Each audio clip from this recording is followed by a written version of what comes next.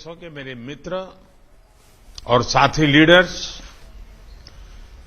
BIMSTEC के secretary general, नमस्कार। आज 5वीं बिम्स्टेक समिट में आप सबसे मिलकर मैं बहुत ही प्रसन्न हूं। बिम्स्टेक की स्थापना का यह 25वां वर्ष है, इसलिए आज की समिट को मैं विशेष रूप से महत्वपूर्ण मानता हूं। इस लैंडमार्क समिट के परिणाम बिम्स्टेक के इतिहास में एक स्वर्णिम अध्याय लिखेंगे। एक्सेलेंसीज, पिछले 2 सालों के चुनौतीपूर्ण माहौल में राष्ट्रपति राजपक्ष ने बिम्स्टेक को कुशल नेतृत्व दिया है। सबसे पहले मैं उनका अभिनंदन करता हूं। आज के चुनौतीपूर्ण वैश्विक परिप्रेक्ष्य में से हमारा क्षेत्र भी अछूता नहीं रहा है। हमारी अर्थव्यवस्थाएं, हमारे लोग अभी भी कोविड-19 पैंडेमिक के दुष्प्रभावों को झेल रहे हैं।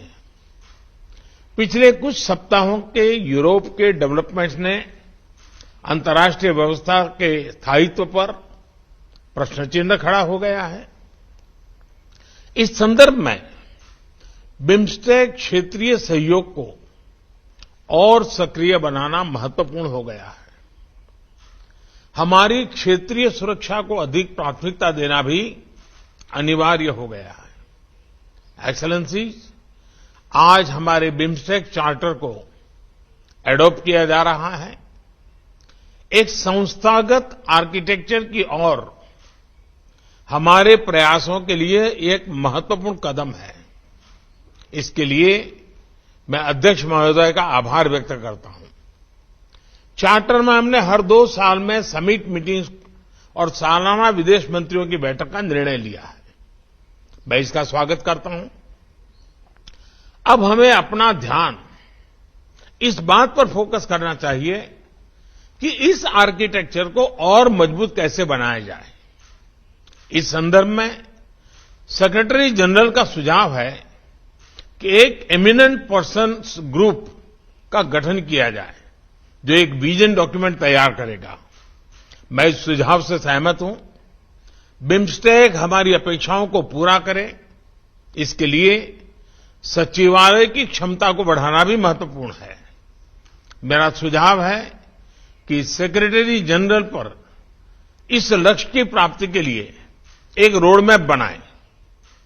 यह महत्वपूर्ण कार्य समय और अपेक्षा के अनुरूप पूरा हो। इसके लिए भारत सचिवालय के ऑपरेशनल बजट को बढ़ाने के लिए $1 मिलियन की वित्तीय सहायता देगा।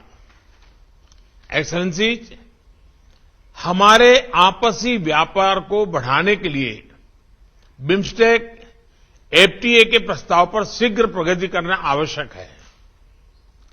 हमें अपने देश के उद्यमियों और स्टार्टअप्स के बीच आदान प्रदान भी बढ़ाना चाहिए।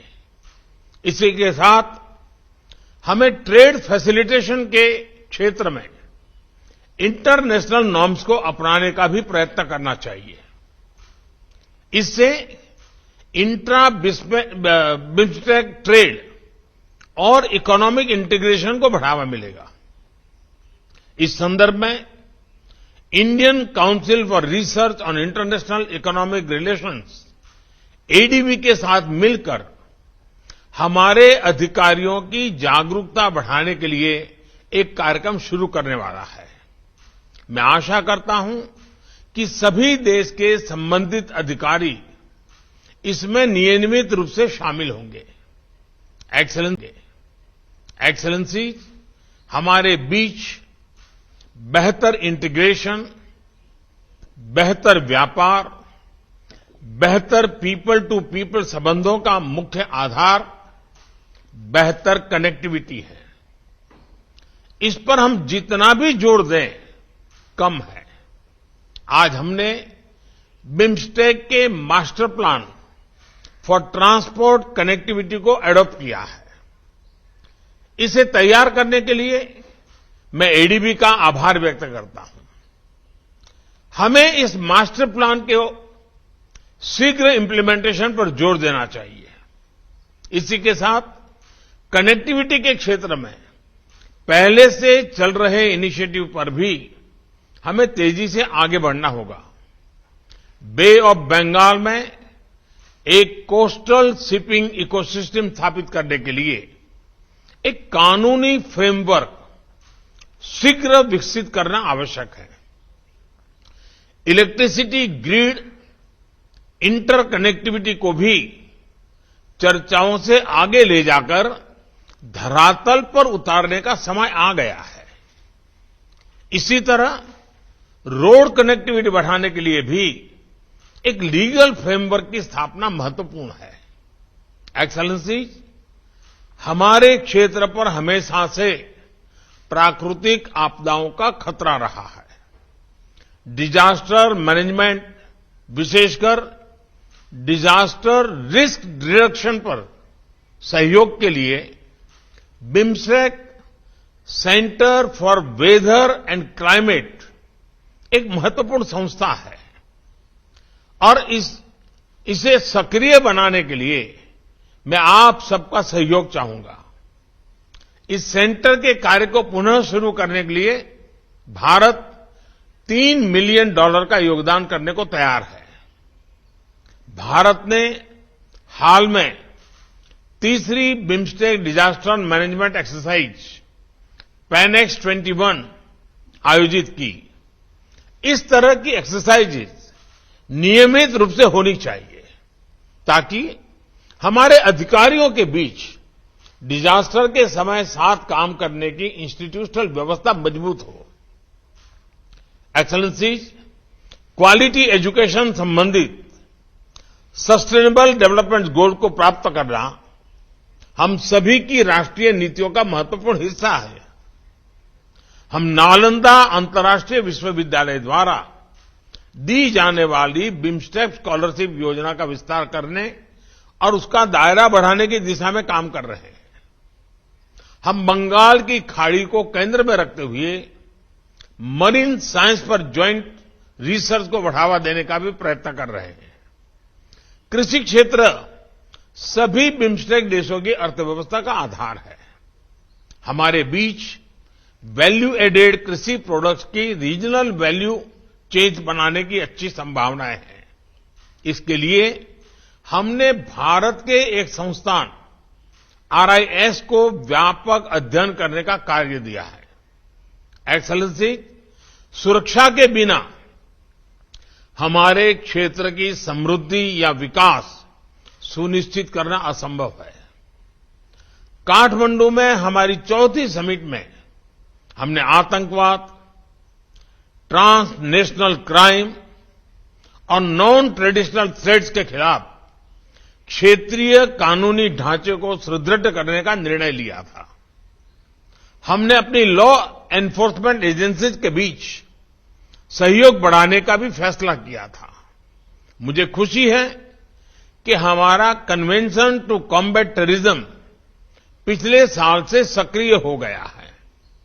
आज की समिट के दौरान हमारे बीच mutual legal assistance treaty on criminal matters पर भी हस्ताक्षर हो रहे हैं। इसी तरह के अन्य इंस्ट्रूमेंट्स पर भी हमें तेजी से आगे बढ़ना चाहिए ताकि हमारी कानूनी व्यवस्थाओं के बीच बेहतर समन्वय बन सके। आज हमारे डिप्लोमेटिक ट्रेनिंग इंस्टीट्यूट्स के बीच सहयोग के लिए एक समझौते पर हस्ताक्षर हो रहे हैं। ऐसा ही एग्रीमेंट हम अपने लॉ एनफोर्समेंट ट्रेनिंग इंस्टीट्यूट्स के बीच भी कर सकते हैं। भारत की फॉरेंसिक साइंस यूनिवर्सिटी अपनी फील्ड में एक यूनिक वर्ल्ड क्लास संस्था है। हम इसमें बिम्स्टेक देशों के पुलिस और फॉरेंसिक ऑफिसर्स के लिए कैपेसिटी बिल्डिंग की व्यवस्था भी कर सकते हैं। एक्सेलेंसी, आज जब हमारा क्षेत्र स्वास्थ्य और इकोनॉमिक सिक्योरिटी की चुनौतियों का सामना कर रहा है, हमारे बीच एकजुटता और सहयोग समय की मांग है। आज समय है बे ऑफ बंगाल को bridge of connectivity, bridge of prosperity, bridge of security बनाने का।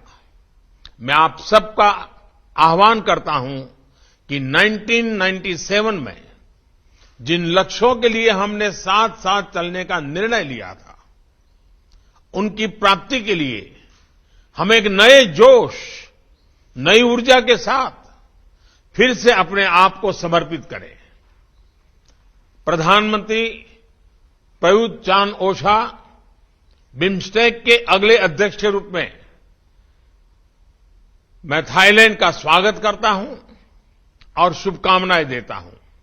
आप सबका बहुत बहुत धन्यवाद। नमस्कार, मैं हूं मानक गुप्ता।